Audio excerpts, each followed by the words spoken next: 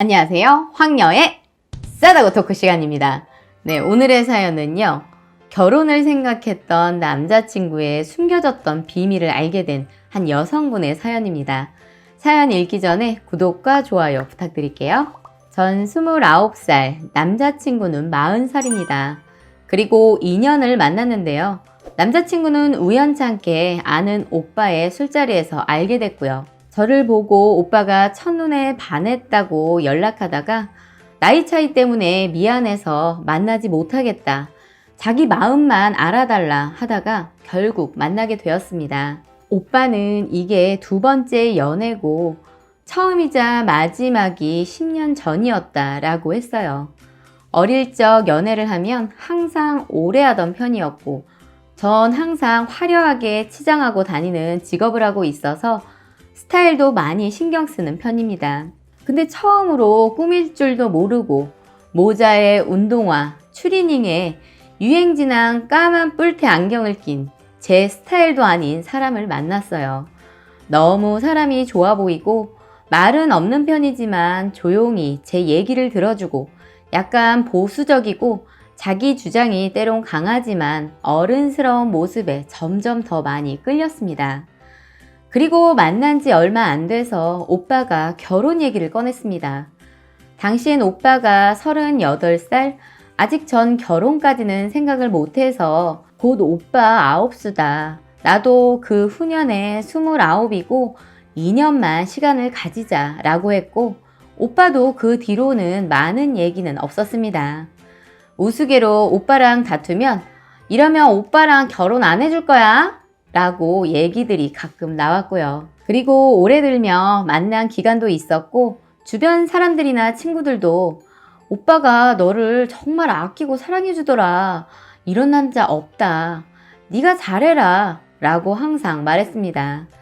그리고 저도 결혼을 생각해보니 저를 이렇게 케어해주고 능력도 괜찮고 단점이라면 연락을 해도 항상 단답하는 것? 예를 들어 응, 알겠어, 잘자, 출근해, 미안해, 나 이런 거 잘 못해, 어려워 등 약간 자기 주장이 강하다는 것 정도였습니다. 전 뭐 다 괜찮았습니다. 너무너무 마음도 깊어졌고 오빠의 촌스러운 모습도 전 자랑할 정도로 다 좋아졌으니까요. 그리고 우리 둘이서 이렇게 즐겁고 무엇보다 여자 문제는 일절 없을 것 같은 모습, 평생 그런 스트레스는 없겠다 했습니다. 무엇보다 주변 사람들도 인정해주는 모습에 나는 콩깍지가 씌어서 다 좋아 보이는데 남들도 괜찮다고 하니 더 괜찮겠다. 그래서 서로 만나면 집 계획이나 아님 나중에 사업 얘기, 미래지향적인 얘기들을 계속했어요. 친구 부부와 같이 즐겨 여행을 다녔는데 친구의 남편이 언제 결혼하실 거예요? 하면 오빠도 해야지. 내년 초에 부모님 서로 뵙고 준비할 거다 라고 했고 전 결혼식은 작게 하고 싶다 하면 오빠는 대기업이기도 했고 여태준 축의금 아까워서라도 무조건 크게 해야 된다 라고 말하기도 했죠. 그리고 얼마 전 저희는 둘 다 주당이라 취할 정도로 마시고 방을 잡았죠. 항상 그랬듯 오빠가 들어가자마자 뻗더라고요. 전 씻고 제 핸드폰 찾다가 오빠가 챙겼나 해서 오빠 가방을 뒤적거렸습니다. 그러다가 나온 게 오빠의 핸드폰. 얼마 전에 새로 산 폰이라 아무 생각 없이 폰 화면을 켰죠. 전 2년 동안 오빠의 핸드폰을 단 한 번도 본 적이 없습니다. 괜히 판도라의 상자라고 남자들끼리 대화해도 기분 나빠질 수 있을 거라 생각했거든요. 근데 그날은 이상하게 카톡에 들어갔어요. 역시 쭉 일적인 대화방들. 그러다 아빠라는 단어를 보고 카톡 대화방을 들어갔습니다. 아버지가 아프시단 걸 알고 있었고 얼마 못 사실 것 같다는 얘기를 들어서 그런 얘긴가 했죠. 근데 글을 볼수록 이상했습니다. 자꾸 현석 아빠라고 부르며 카톡을 하더라고요. 여기서 현석이라는 이름은 가명입니다. 이번 달 100만 원 아직 입금 안 됐네. 약속한 건 지키자 현석 아빠. 현석이가 아빠 찾더라. 어디 멀리 간 줄 알았대. 핸드폰 샀으니까 연락 좀 잘해줘. 현석이 키가 안 큰다고 걱정하길래 아빠도 늦게 자랐다고 했어. 뭔가 이상했어요. 전 처음에 오빠가 보육원에 애 한 명 후원하고 있다고 해서 거기 원장이고 오빠가 후원해주는 애가 현석이라서 계속 현석 아빠라고 부르는 건가? 근데 돈을 요구한다고? 네, 제가 믿기 싫었던 거겠죠. 전 일단 이걸 제 폰으로 찍었습니다. 저도 모르게 찍어지더라고요. 전 부인인 것 같은 분 번호도 외우려 했는데 번호 저장이 안 돼 있더라고요. 그리고 다른 대화방을 내려보는데 미영 하트 되어 있는 이름을 들어가 봤습니다. 이것도 가명입니다. 오빠는 평소에 이렇게 이모티콘을 잘 못 쓰니까요. 들어가서 본 건 아빠 자, 아빠 사랑해. 근데 중요한 건 현석이가 아닌 미영이라는 것, 다른 아이였어요. 그 전엔 아들이었는데 이번 카톡은 딸이더라고요. 온몸이 떨려 코 골며 자는 사람을 깨웠습니다. 조용히 말했습니다. 오빠, 누구 씨랑 오빠 아들, 딸 연락 왔어. 라고 하니 뭐라고? 오빠, 딸 아들한테 연락 왔다고. 한 번 더 말하니 눈 감고 아무 말이 없더군요. 조용히 전 새벽 4시경 밖으로 나가 친구 집으로 갔습니다. 나가니까 미친 듯이 눈물이 나더라고요. 잠도 며칠이 지난 지금까지 못 자고 밥도 술 마신다고 저녁에 한번 먹었습니다. 그리고 그날 카톡을 하니 오후까지 연락이 없더라고요. 화난 거 아니니 대답 좀 해보라고 했더니 할 말이 없네. 미안해. 정말 잘 지내. 이렇게 왔더라고요. 평소에 말 짧은 건 알지만 제가 또 구구절절 얘기하니 2시간 간격으로 짧게 답들이 왔습니다.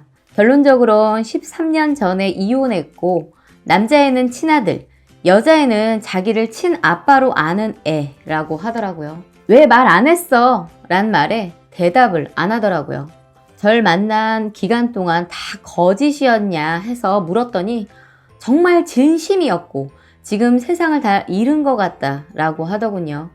그렇게 말해줘서 너무 고마웠고 현실을 얘기했습니다. 난 솔직히 오빠가 미리 말해줬으면 이렇게까지 깊이 생각 안 했을 거고 연애를 목적으로 만났을 수도 있을 거야. 그리고 난 내 남편을 다른 여자와 공유할 수 없을 것 같아. 자식이 있는데 평생 서로 연락을 안 하고 지낼 수도 없고 월 100만 원씩 남의 집에 주면서 그걸 이해하며 평생을 살 수 없어. 지금 마음이 너무 아프다 라고 말했더니 잘 웃고 잘 먹고 정말 잘 살라고 자기도 너무 마음이 아프다 라고 하더라고요. 그러고 나서 제가 대답을 안 했습니다. 그러길 지금 이틀째 여전히 전 죽을 것 같고 몇 번씩 다시 카톡을 확인하고 현실이 아닌 것 같은 마음으로 꿈에서 깨길 빌며 살고 있습니다. 오늘은 심지어 타협점을 찾아보면 되지 않을까? 일단 만나서 얘기할까? 아니다 하다가도 친구들에게 얘기할 때 저도 모르게 오빠 편을 들고 있는 제 모습을 보면서 더 정신이 오락가락 미쳐가는 것 같습니다. 그냥 지금도 너무 보고 싶어요. 여기 글에 오빠의 성격은 다 못 담았지만 표현을 못하고 그냥 책임감도 있고 남들이 이러자 이러면 아무 생각 없이 그래 라고 따르는 사람입니다. 전 부인 톡을 봤을 때 오빠가 유선 TV비 빠져나가서 돈을 못 붙였다 이러는데 너무 마음이 아프더라고요. 얼마 전엔 이혼한 동생 차 없어서 애 데리고 다니라고 자기 차도 줬었는데 그 사람이 전 부인이 아닐까 생각이 드네요. 집도 주택 청약해서 자기는 한번 걸렸다. 근데 동생이랑 엄마 같이 살라고 줬다 이러는 거 보니 이혼하면서 준 것 같았어요.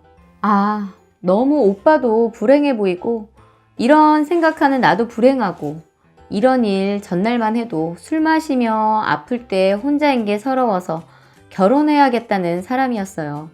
이걸 어떻게 해야 하나요? 친언니는 저한테 진짜 정 안 되면 정신병원 약 타먹으라고 마음이 안정된다고 권해줬습니다. 쉬는 날 가볼 예정이고요. 전 저한테 왜 이런 일이 일어난 건지 모르겠어요. 그 전까지만 해도 너무 행복했는데 저에게 진짜 진지한 조언 좀 부탁드립니다. 라고 사연 올려주셨습니다.